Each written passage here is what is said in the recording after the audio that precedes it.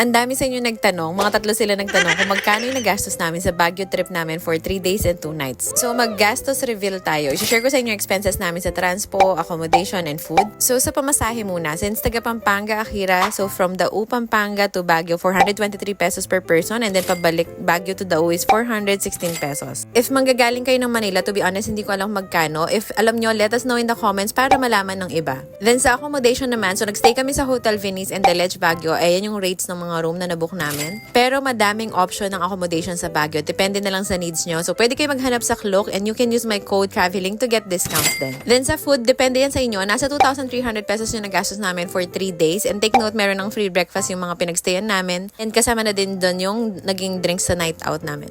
And then sa activity, hindi kami pumunta sa mga usual na tourist spot. And ayun nga, nag-day trip lang kami sa Northern Blossom sa Atok, Benguet na nasa 700 pesos per person yung nagastos doon. Yung ibang gastos is yung mga taxi fare tsaka mga pangpasalubong. So for me lang ha, safe na yung 5K na budget for 3 days and 2 nights. Pwedeng mas less pa doon or pwedeng mas mahal pa doon yung magagastos nyo. Depende sa traveling style nyo. And if may tipid hacks kayo, share nyo naman sa comment section.